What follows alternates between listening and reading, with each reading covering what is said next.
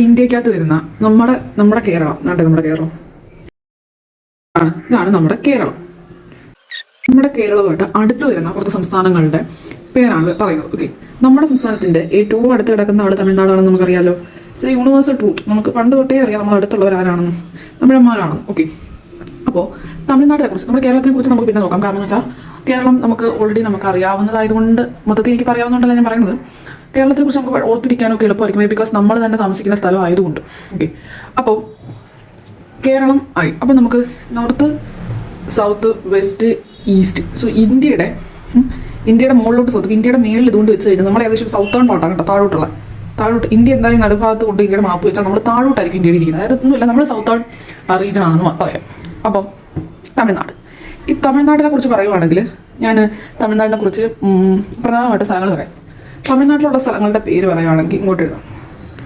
Okay, തമിഴ്നാട്ടിലുള്ള പ്രധാനപ്പെട്ട സ്ഥലങ്ങളാണ് നമ്മൾ പണ്ടോട്ടേ കേൾക്കുന്ന കുറച്ച് സ്ഥലങ്ങളാണ്. ഏതൊക്കെയാണെന്ന് വെച്ചാൽ മധുരൈ. ഓക്കെ, മധുരയ്ക്ക് പോകാതടി മധുരൈ. തഞ്ചാവൂർ ജില്ലക്കാരി തഞ്ചാവൂർ.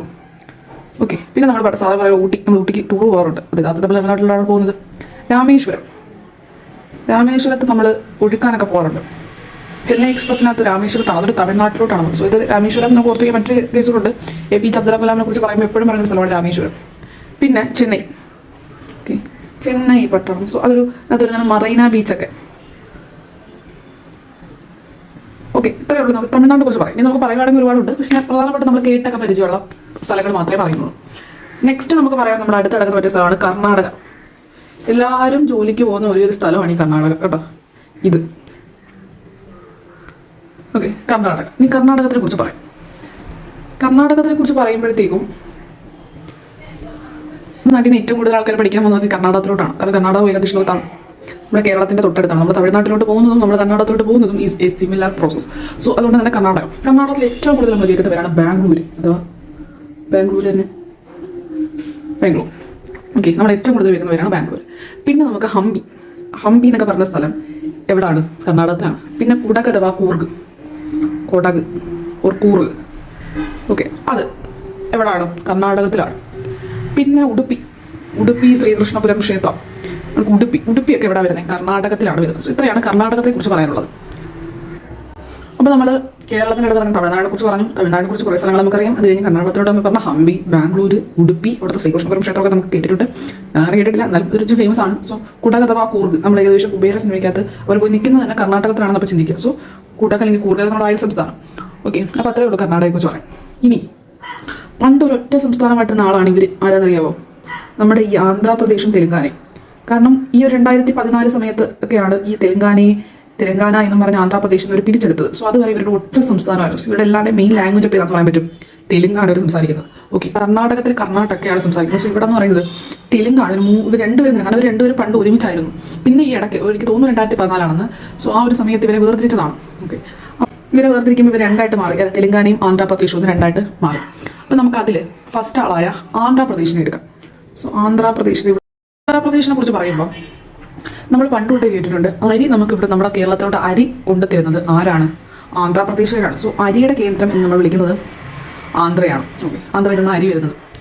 ഇനി ആന്ധ്രാപ്രദേശിൽ മെയിൻലി ഉള്ള സ്ഥലങ്ങൾ ഏതൊക്കെയാണെന്ന് ചോദിച്ചു കഴിഞ്ഞാൽ തിരുപ്പതി മുട്ട Govinda. So Tirupati is in Andhra Pradesh. പിന്നെ അമരാവതി ക്ഷേത്രം. സോ അമരാവതി ക്ഷേത്രം നമ്മൾ ഒരു പുണ്യപുരാതനമായ ഒരു ക്ഷേത്രമാണ് അമരാവതി. സോ അമരാവതി എന്ന് പറയുന്നത് ആന്ധ്രാപ്രദേശിലാണ് ആ ക്ഷേത്രം. വിശാഖപട്ടണത്ത് വളകാപ്പ്, വളമിടിയിൽ. സോ വിശാഖപട്ടണം അതും എവിടെയാണ്? ആന്ധ്രാപ്രദേശിലാണ്. വിജയവാഡ നമ്മൾ കേട്ടിട്ടുണ്ട്. സോ വിജയവാഡ ഇതൊക്കെയെന്ന് പറയുന്നത് ഏകദേശം ആന്ധ്രാപ്രദേശിലാണ് വരുന്നത്. ഓക്കെ, ഇനി നമുക്ക് ആരെ പിടിക്കാം? ഇനി നമുക്ക് നമ്മുടെ തെലുങ്കാനയെ പിടിക്കാം. തെലുങ്കാന എന്ന് പറയുമ്പോൾ ഞാൻ ഇവിടെ നിന്ന് ഇത്രയും സ്ഥലമേ ഉള്ളൂ. തെലുങ്കാനയെ കുറിച്ച് പറയുമ്പോഴത്തേക്കും തെലുങ്കാനയിലാണ് ഹൈദരാബാദ് വരുന്നത്. അതാണ് മെയിൻ ഈ തെലുങ്കാനയിൽ തന്നെ ഉള്ള അവിടുത്തെ ഒരു കൾച്ചറൽ പാരമ്പര്യം, അതായത് കൾച്ചറൽ ഹെറിറ്റേജ്. ഈ കൾച്ചറൽ എന്ന് വെച്ച് കഴിഞ്ഞാൽ നമ്മുടെ പണ്ട് കാലത്തുള്ള ചരിത്രവും പണ്ടത്തെ നമ്മുടെ സംസ്കാരങ്ങളും ഒക്കെ സൂചിപ്പിക്കുന്ന സാധനങ്ങൾ. അതായത് ഇത്രയേ ഉള്ളൂ.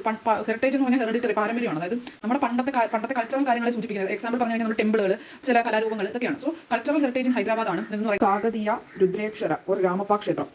കുറിച്ച് പറയുവാണെങ്കിൽ കർണാടകയിൽ പ്രധാനമായിട്ടും 4 ഹെറിറ്റേജുകൾ വരുന്നുണ്ട്. ആ 4 എണ്ണത്തിൽ ഒരെണ്ണം എന്ന് പറയുന്നത് നമ്മുടെ വെസ്റ്റേൺ ഗട്ട്സ് പശ്ചിമഘട്ടമാണ്. അത് നമുക്ക് കർണാടകയിൽ മാത്രമായിട്ട് ചുരുങ്ങുവാണോ എന്ന് വെച്ചാൽ അല്ല, അത് നമുക്കുണ്ട്, കേരളക്കാർക്കും ഉണ്ട്. അതിനൊക്കെ തന്നെ കേരള, മഹാരാഷ്ട്ര, തമിഴ്നാട്, കർണാടക ഇത്രയും സംസ്ഥാനങ്ങളായിട്ട് കിടക്കുന്നതാണ് നമ്മുടെ വെസ്റ്റേൺ ഗട്ട്സ്. അപ്പോൾ ഒരു നാച്ചുറൽ, അതായത് 7 നാച്ചുറൽ ഉള്ളതിൽ ഒരു നാച്ചുറൽ പാർലാണ് കർണാടകയിലാണെന്ന് പറയുന്നത് കർണാടക, മഹാരാഷ്ട്ര, തമിഴ്നാട്, കേരളം. ഓക്കെ, പറഞ്ഞാൽ തമിഴ്നാട്ടിൽ ടോട്ടൽ 5 ഉണ്ട്. പിന്നെ വെസ്റ്റേൺ ഗട്ട്സ് ഓൾറെഡി തമിഴ്നാട്ടിൽ വരുന്നതാണല്ലോ, അത് ഒഴിച്ച് കഴിഞ്ഞാൽ പിന്നെ 4 ആ 4 ഏതൊക്കെയാണെന്ന് പറഞ്ഞു കഴിഞ്ഞാൽ mountain railways of India, group of monuments at Mahabalipuram, great living Chola temples. Okay, അത് കഴിഞ്ഞിട്ട് ഇപ്പോൾ ആഡ് ചെയ്ത മറാഠ മിലിറ്ററി ലാൻഡ്സ്കേപ്പ് എന്ന് പറയുന്നത് ഇപ്പോൾ ആഡ് ചെയ്തിട്ടുണ്ട്. അത് 12 കോട്ടകളാണ് വരുന്നത്. 11 കോട്ടകൾ മഹാരാഷ്ട്രയിൽ നിന്നാണ്, പക്ഷേ ഒരു കോട്ട, അതായത് ജിങ്കി ഫോർട്ട്, ജിങ്കി എന്ന് പറയുന്ന ഒരു കോട്ട ഇവിടെ നിന്ന് വരുന്നത് തമിഴ്നാട്ടിൽ നിന്നാണ്.